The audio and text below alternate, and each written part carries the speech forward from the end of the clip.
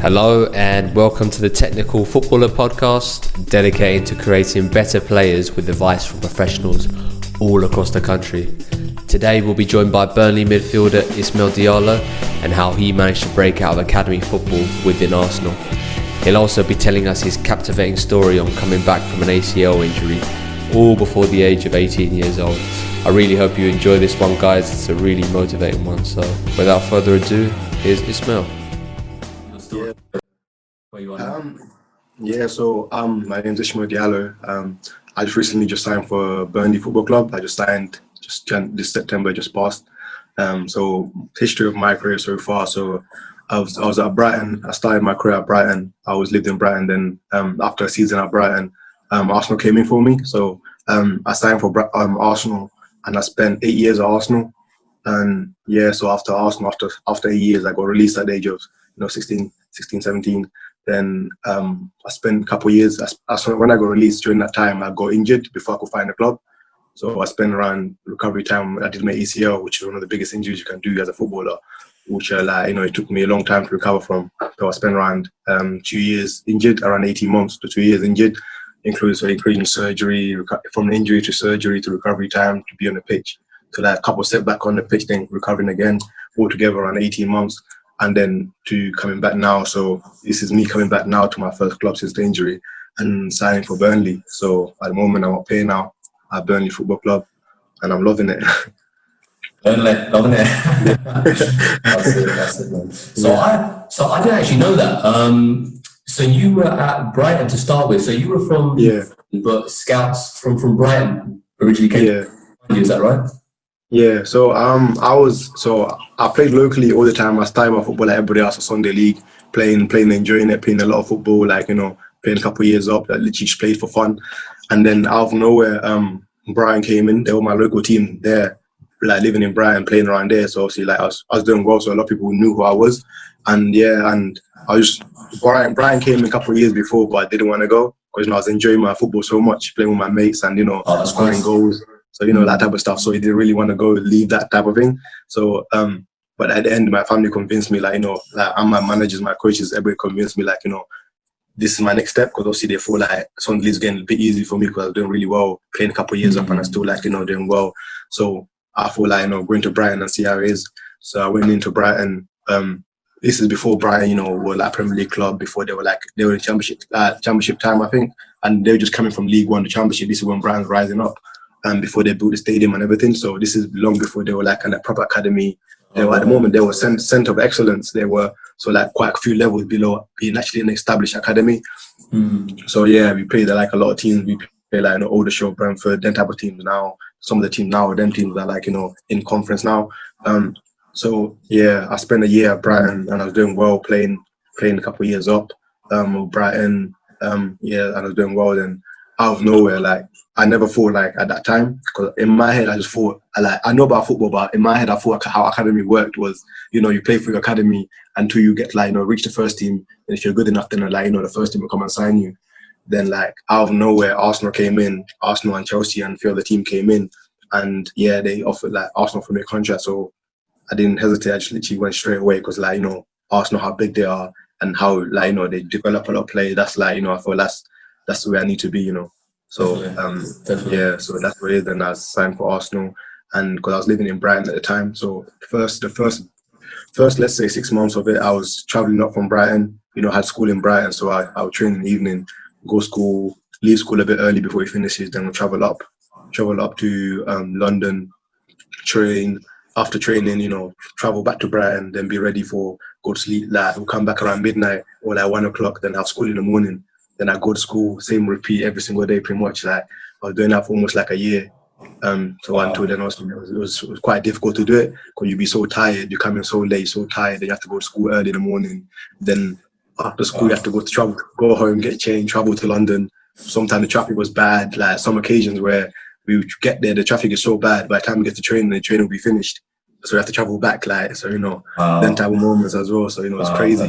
This is exactly the sort of stuff that I wanted to touch upon, because this topic was going to be on. It's all about how to stand out in academy football.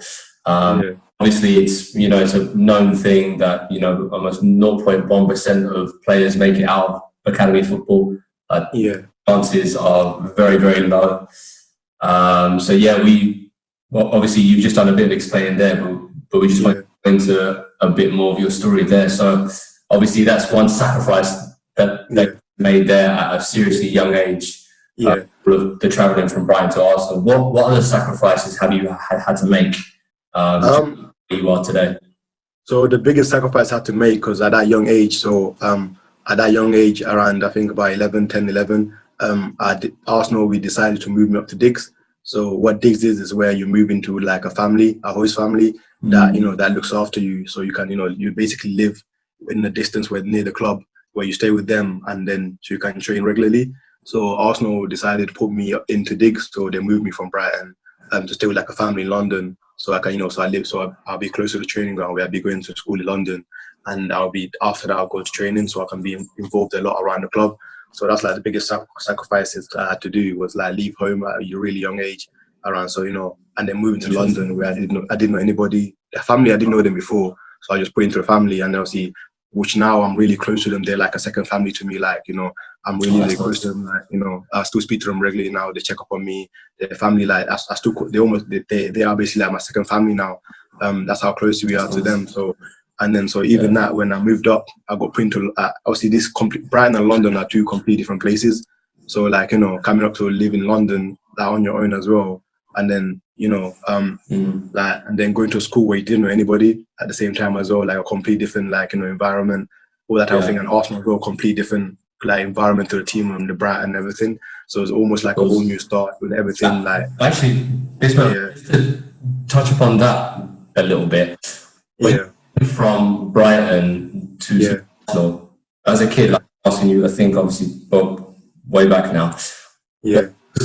The big difference, like, to you thinking, well, this is like a step ahead? Was it the facilities? Was it the training? Was it the game day that was more competitive? What stuck out when you went from Brighton to Arsenal? Literally everything was completely different. It was literally a completely different world.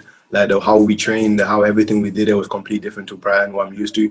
Because obviously I was in Digs, so I was close to the training ground.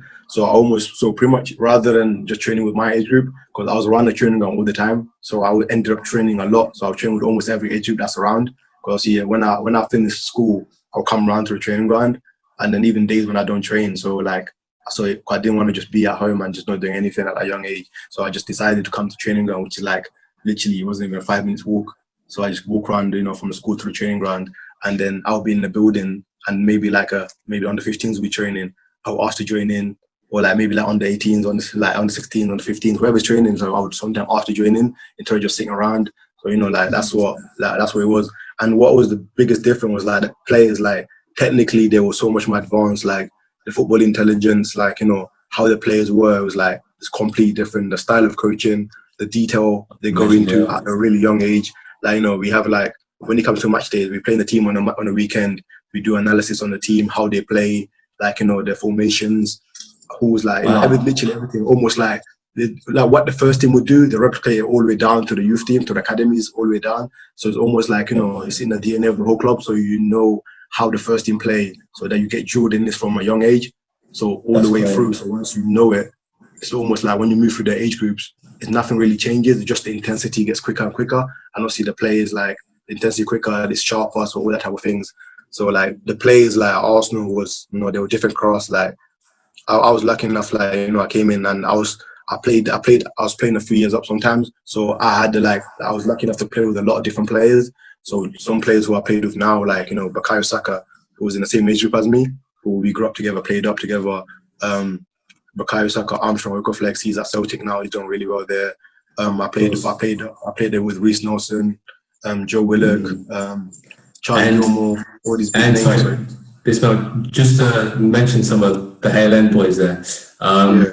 When you were younger, was it like they were quite on par to where you were, or were you in those squads thinking, wow, these boys are really, really good? Like, you see them forging ahead. Yeah, a lot.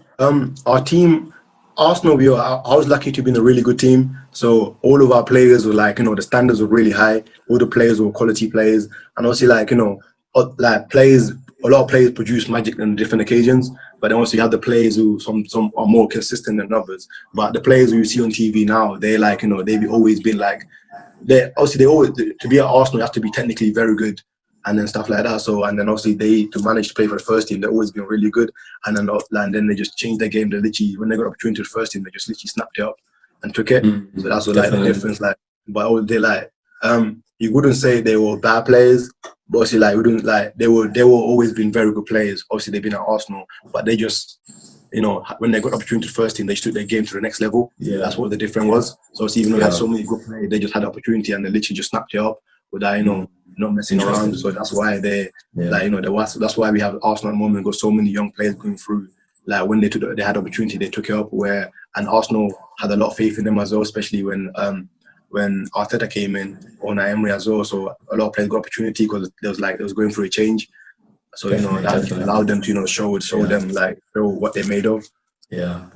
And Ismail, I want to touch on what you mentioned earlier, because you said obviously you were away from home, you were away from Brighton, etc., around those parts, and obviously you live with your second family, and sometimes just to keep yourself busy, you play extra games, you play extra football. What was the thinking there? What was it? Because you were simply just bored, or was it because you just wanted to get better and better, or maybe it was just keep your mind off things? What was the thinking there? What it was like, I came to Arsenal because at that age I was a bit more developed than a lot of the players.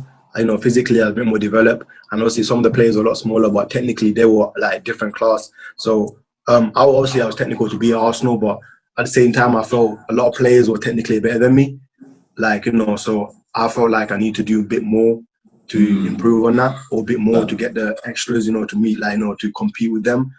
So I basically took every opportunity I could, like, try and work on that, because Arsenal, our training is really technical. Most of it, all of the training is pretty much technical. So the more opportunity you get to work on your, like, the technical ability, the more, like, your high chance of improving on them. So that's why I basically looked on, trying to work on, like, everything they taught us. Technical ability, get on the ball, being confident on the ball. Because Arsenal, when you're confident on the ball, like, that's how you can express yourself. So so that's the main reason behind it. And at the same time as well, like, because I was away from home, so, like, I felt like I needed to be there. Like, there's no point moving away from your family and then literally going to another family and you're sitting around, like, doing, like, what you would be doing at home. So also I felt like, there's a reason why I was there, and I didn't want to waste the opportunity. So that's why I was literally at the training ground all the time. And Definitely. No. That's brilliant. That's brilliant. Yeah, I absolutely love that. Because even at such a young age, I think it's quite easy to have the mentality of, oh, look, I'm here now. That's it. I can rest. I can chill a bit. Because even at that age, you're so young, and tend to have that mindset, that willingness. No, look, I'm here, and yes, everyone's good, so I need to get better. Because it's, even for someone like myself, like this sort of stuff comes on just a little bit later, but to have that at such a young age, that's absolutely. And I take it you were gathered around different sorts of people that had that mentality as well. They wanted to work on it. They wanted to get better and better, and that only made you better as well. We had a lot of, like, because of the quality was so high at Arsenal, the players, and everybody was, like, wanted to improve on stuff. The people who were super technical wanted to be even more technical. People who were, like, physically not that strong, they worked on their stuff. Literally everybody was trying to work on something. So and then that kind of almost brought, like, a community of players that wanted to help each other. So, like, in training, where we sometimes have a lot of time around the training ground. We go out, like, example, if you're like a midfielders, we do a bit of passing together. Like, we do different work on a different type of range of passing, maybe like a jewel pass, a longer pass, like a floating pass, or, like, different type of passes, left foot, right foot, just to help each other out. Or sometimes you might do something with, like, we introduced maybe the wingers, or we introduced, like, the fullbacks, where you might, you just, like, think of something that might be in the game, in the scenario, that also just helps us, like, the link up between the teams. So you might have the midfielders in the middle doing some passes, and then one might spray out to the wide area for the fullback to cross the ball in for the striker to finish. So all this little movement, like, you know, you could just replicate in game scenarios, because, you know, that them stuff really happen in the game. But the more you work on them, like at training, become like second nature when you come to the game. And all muscle memory. Muscle memory, exactly. So that's where it is. And then at them time, you didn't really think so advanced on that time. You just thought, like, you know, let's just have, like, you know, we at the training ground, we got all this stuff. Let's go and have a little bit of fun, you know, just improve our stuff. Like, we're doing it for fun as well. Like, you know, we didn't think of it like we're going to do it to, like, you know, like to impress this person or to do this, to do that. We just did it on our own, just like, you know, a bit of fun, because sometimes we might be bored, or sometimes because we're there already, just something to do rather than, you know, just wasting the time while you're there. Or like sometimes when you're after training, you wait to get picked up by your parents, or like, you know, by the minibus. Like, just around, isn't it? So literally that was it. Yeah, wow. Yeah, some great stuff to be thinking about. Definitely. So probably fast forwarding a little bit, I think I might be wrong here. I might be wrong. So the next question was, how frequently would you speak to coaches just to try and get better, just to try and ask, what do I need to improve on? How do I get into the starting 11? What do I need to do to play this position? Did you ever have moments like that where you Arsenal, the way, the environment and how it was, you had opportunity to speak to coaches a lot, because, you know, after game we had a lot of reviews on the way we played, and then, like, because all the games were filmed. So after, let's say we played on that age, we'd be playing on a Sunday. Let's say we played on a Sunday, and then we come in on a Monday to do some training. So mostly the Monday training session, we're gonna start with like analysis, watching over the game we played, and then the coach will talk about, like, you know, like the good stuff we did, maybe the stuff we need to improve on. And then we go in groups and we get opportunity to speak amongst ourselves and with the manager, talk about like how we thought the game went as a team, as individuals, and all stuff like that.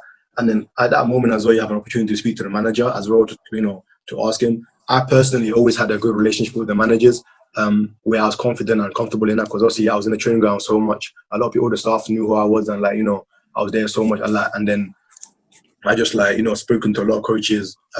So anything I felt like I needed to ask or I don't understand, I wasn't really shy about it. I just felt like, you know, because the coaches were so open to it as well. They like that type of stuff. They want you to ask questions. They want you to, like, you know, when you ask questions, that's for them, it shows like you understanding, you want to learn, and they're like, you know, you're curious about stuff. So, like, yeah, for me, always like after games, even during the game, or even at halftime, I will ask the manager, like, you know, if I don't understand anything at halftime, I ask and say, you know, oh, like, this is happening in midfield, or like maybe the rotation in midfield, I'm getting, like, maybe let's say like a team is playing like a formation in the midfield, and you feel like they're getting through you so easily, and you try but it's not working, the formation you're playing or something. Like at halftime, I'll be saying to the manager, like, you know, like they're getting through the midfield. Like, I don't know what I'm doing wrong. What do I need to do? Maybe I'm like, you know, the shape wasn't good enough. Maybe the gaps are too big in the midfield or something like that. So, and then sometimes you say this to the coach, because they'll be watching from the side, or like, you know, they will say something, or maybe maybe they're playing different formation where the midfield are overloaded, or like the midfield, the wingers are not attacking enough. Like the gaps are too big, anything like that. So stuff like that you think about. So you go back on the pitch and you can adjust it there and then, rather than sometimes you wait until after the game where you, like, you know, the game is gone now, stuff like that. So I normally like to do it on the pitch as well, and then even more after the game as well. So like, no, that's I love that, because even now at my age, like, I've had moments like that as well, where you're in the midfield and you're that was way too easy, and these guys aren't like technically better than you. They're not technically gifted than you. So how through so easy? So you're thinking it might be a cool thing, like, do we need an extra midfielder? And sometimes it's one of those things where you can't really tell when you're in the game. Trying to focus on your game. You see, from a coach's point of view, you see the whole game, so they can see a 3v3 always, a 4v3. So no, mate, I agree with that totally. Next question was, I was going to ask about how much individual training have you done, and do you think it's separated you from others that you think may not have made it? Because I've seen bits on your Instagram that I mentioned before, obviously, where obviously you put in that hard work, you put in that shift, even when you've been injured, etc. How much do you think individual training has helped your collective football in general? I think individual training massively improved, like helped me a lot. I would say that's one of the biggest factors as well of, that's one of the biggest factors of, for me, like, to where I am right now. Because, like after getting released by Arsenal and then having a setback or being injured straight away, even like literally straight away I got released, like before I could find a club, I was still on the contract at Arsenal, but then I was injured. And then the recovery time when I had to come back to get fit, that was a big thing. So, like everything was, I have to do everything on my own back. I didn't have anyone telling me what to do, to tell me like, I need to do this, I need to work on that, I need to work on this. I just knew, obviously, all the times I've been at Arsenal, all the years of all of I learned, I just knew like the stuff I need to work on. And then like, I just built like myself a schedule, like, like something to do, like, and then I just went at it. So like literally I tried to make, like during the lockdown, I tried to mimic so much like a normal training day for me, what it would be. But obviously I went a bit to the extreme of it. Waking up extra early, waking up around 5 in the morning just to get the most out of the day. So, I just thought about like if I do stuff rather than sleeping in all day and waking up late and then going training, I thought of it like this: if I wake up early and train early, I'll be doing more than like, a lot of people. So by the time some people wake up, I've already done most of my training, and then I can go home, recover, and then I can go out again to train again. So like, this is like, this is what the plan that I was doing with my brother, where he was a footballer as well, was at Arsenal, then at Stoke. So he's got football understanding as well. So the plan we were doing like 8 hours a day thing, 8 hours a day, 6 days a week training. So we wake up at 5 in the morning and then we leave. We wake up at 5 in the morning, we leave, you go to the gym, like, example, like Arsenal, we do gym at Arsenal. So we go to the gym to do like, prepare for the training, like stretch, roll, that type of things. Then we go out onto the pitch and then we train for 3-4 hours. And then we go home to recover, have something to eat, then maybe like, go to sleep or do some ice bath or something like that to recover. Then recover, do a bit more rolling again, stretching, and then we go out again for another 4 hours in the evening. So we did that on repeat and repeat. And the training would be like a mix of like, obviously a lot of technical stuff, a lot of ball work, so you can get a lot of touches on the ball, improve on your like, ball mastery, your technical ability, your like, so obviously in the game you don't always, most of the game you're not gonna have a lot of the ball, depending what team you play for and then where you are. So sometimes you don't get a lot of the ball, but when you do, it's important to like, be good on it. So obviously like that's why you're trying to do a lot of touches on the ball. So when you do get the ball, you can be, influential for the team rather than getting the ball and then you won't be ready and you're not confident enough to like try things or create something. So stuff like that. And then on top of that, I do like a lot of running with the ball, a lot of fitness, because like playing at professional level, the intensity is so high. You need to be able to cope at the 90 minutes, playing full intensity, being fit, like at high tempo, running at high speed, changing direction, everything like that. So I mix that all with, training with the football, working on my sprinting mechanics, working on my change of direction, pretty much everything I try to work on. Because as a midfielder as well, it's not just about being good on the ball. It's not just about there's a lot more to it than just like on the ball stuff. Because you have to be able to read the game. You have to be able to be quick off the mark to try and maybe like let's lose ball, go intercept it and play it. Sometimes you have to be explosive, maybe to get there quickly. Jump for a header. Winning headers in midfield are really important. That can be sometimes a difference of a team putting the pressure back on you and you just getting the ball back up them on them. So that's really important. So, so literally I try to work on everything. So that's on the with the lockdown. That's what I've been doing. Hectically training, crazy. So brilliant. Brilliant. Yeah. No, I absolutely love that. Because what you just said at the end there is just pure technique. When you're able to control a 50-50 in head it down to the ground, take your foot on your feet and ping it out to the left wing. Yeah. All those little bits that build up to the pass. That you need to get right, which is so important. Even sometimes it's not, sometimes because as a kid you look at the game so much of like, the midfield, you have to hit the diag, you have to hit like Arsenal, they say the billion pound goal, like, you want to hit that beautiful like, long diag through like, something like that. But as you get older, you start learning more like, how important the small things are. Because like the game, that pass won't always be on. And sometime in the game, you might have that pass maybe once or twice in the game. So you got to be able to do it when it's on. So during that time, you have to be able to do all the little things within the game to get to that point. So maybe just even just the ball bouncing in the midfield, you get onto it and passing the ball 5 yards to your teammate, that sets you off again. Or maybe the ball coming in and you basically just literally jump in for a header. Even though you don't win the header, you put someone off and you might go be like back to the defender and you gain position again. Small things like that all adds up as a midfielder, and then that just, you know, helps you to be more of a complete player, rather than, you know, like just, you know, sometimes you be good on the ball, sometimes you know, be trusted. Because, you know, that's the whole thing about being a player. You gotta be like consistent in your game, where you don't just have the games where you be like, you know, amazing in maybe the first 10, 15 minutes and you go quiet for the rest of the game, and then you come out again. You need to be able to be like, you know, involved throughout the whole game, whether it's like, you know, the first 10 minutes, during like, you know, the halfway through the game, the last bit, like always, you know, try and do the basics to like, you know, perfect the basics. That's what it is, like the basics. That's what's so important. People sometimes don't understand when you're quite young. Like the basics of football are so important as you get older, because they define a lot of things.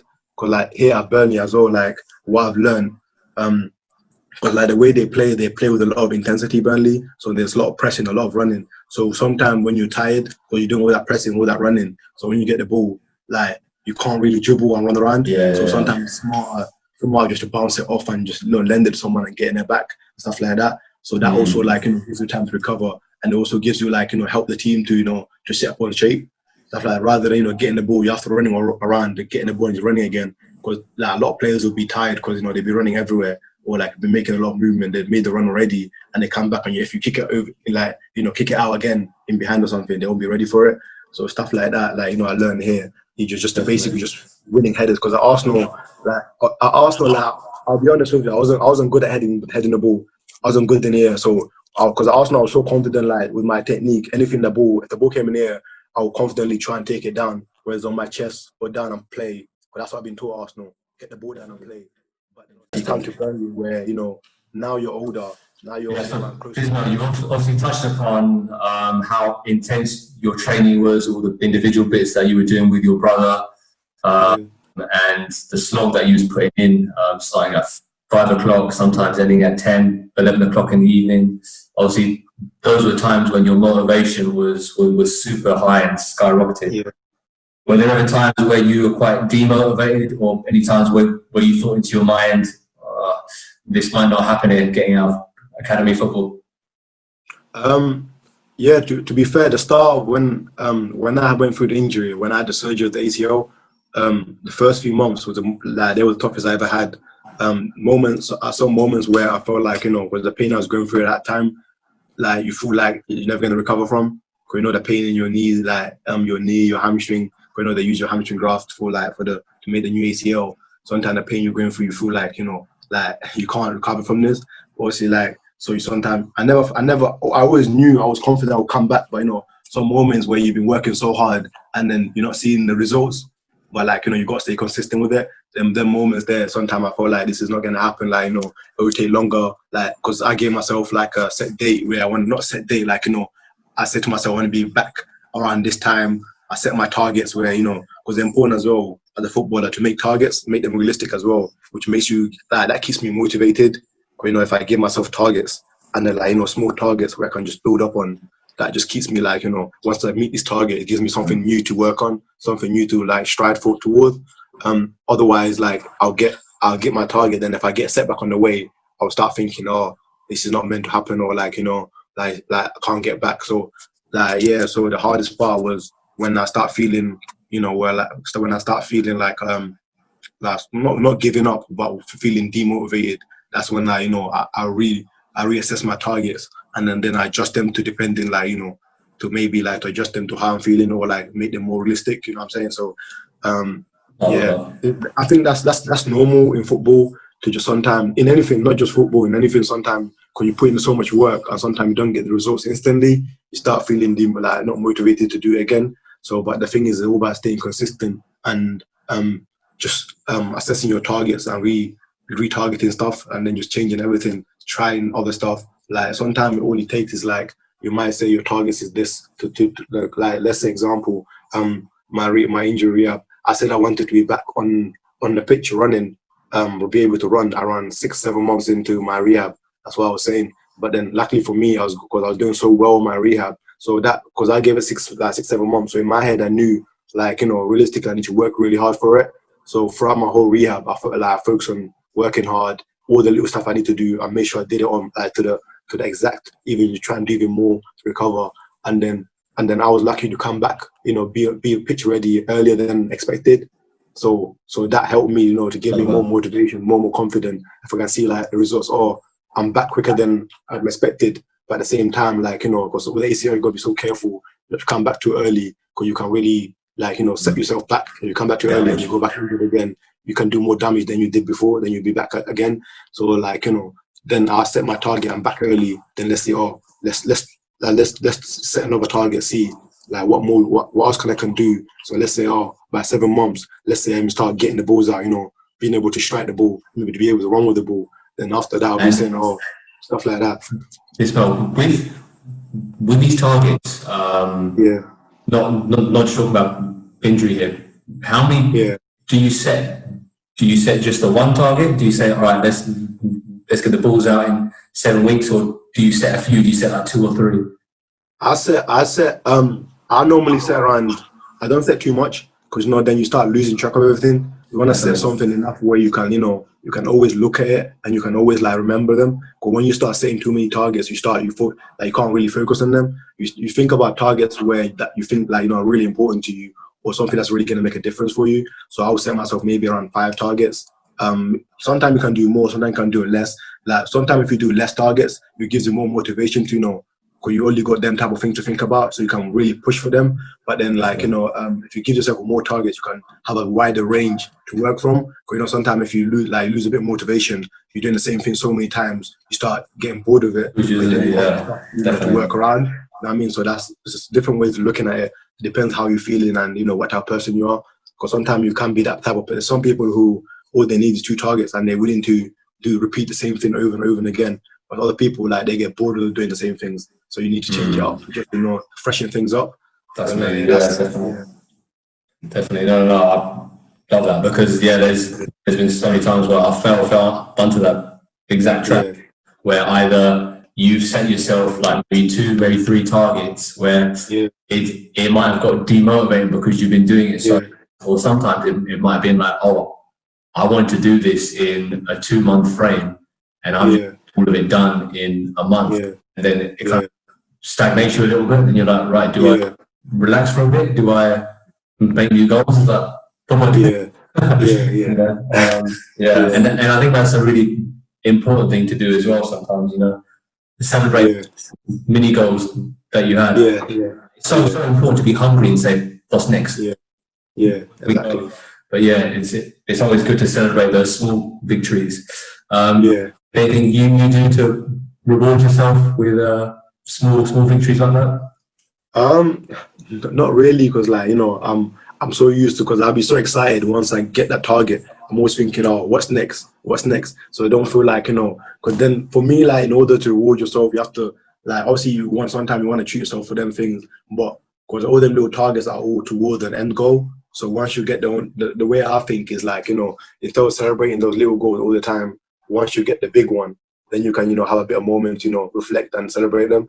And it's also good when you're doing your targets to write them down. When you can write them down, you can really thinking about them. I mean, obviously sometimes now, because of all the technology, you can write on your phone, but I feel sometimes better to write on a piece of paper, but then obviously then you actually involve your writing it down, and then when you're writing, you're actually thinking properly about it rather than typing it in. And from there, you can always look back on your targets, and then you can look back on how sometimes, let's say sometimes you go through a few months down the line, you go all these targets and you had a setback in a few months down the line, and then you can look back. Think about. You'll love this then, because I put down my monthly targets here, and one of my monthly targets was to get a podcast with you, so I can. You can tick that one off now. That's why it's good to have it all written down. So, and then now, example, you got down your board there, you're gonna look at it, and then maybe a few months down the line, when you're losing a bit of motivation, or maybe something's not working for your podcast, you can look it back and say, you haven't done, it's not your fault, you had a bit of success already. You can look back, so you can't always be you be proud of yourself because you come a long way as well. So you always have something written down, and even just now you've got it written down, instead of just rubbing off, you might even take a picture of it and have it somewhere to know if you remember it. So definitely, actually, I do like that. because it just keeps you mentally active and everything. Because, you know, football and in general, football is like mentally it's a tough game. So what it is, so mentally it needs to be really, really strong. Like that's the biggest part in football. You might have all the technical ability, everything, but if you're mentally strong, like you're gonna struggle. Because mentally, when it's like, you know, the training is gonna be a lot harder the closer you get to the first team. It's gonna be a lot stricter. Everything's gonna be a lot harder. So, you know, mentally you have to be so strong. And then even sometimes when things are going so well, you might be hit with a little setback with injuries, and then that might set you back. So you can't just look at it as a negative. You must try and take the positive out of everything, and then mentally being strong is really, really important. But in all aspects of not just being a footballer, I think just generally in life and everything. So literally, like that's why when you're writing your goals, and then you're thinking about them, you can always look back on them as a little success. Like not always looking at the negative. It floats you down the line. So, and then when you do meet that big target you're striving for, you can look at the steps that helps you, almost like a blueprint that got you to where you want to be. And it's almost like, you know, whenever you get a setback, you can always look back on it.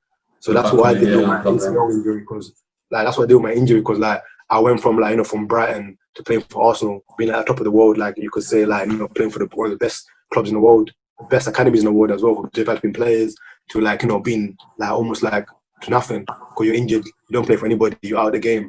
And also, I went back to the basics of working hard, training hard, doing everything, working on my literally the basic, the ball control, ball mastery, running, everything like that. And then that got me back to where I am now again. So literally, and then I just know that now, if anything happens, anything happens in the future where I might get an injury or might have something, I got the blueprint. I've been out before, I know how it is, I know what I need to do to get back to where I was. So you always have something to look back on. So that's why I feel writing it down, and then so you're really involved mentally with everything. It just keeps you active and just keeps you mentally strong. And so when something happens in the future, you're always you're already going through something. You have a little experience that you from it.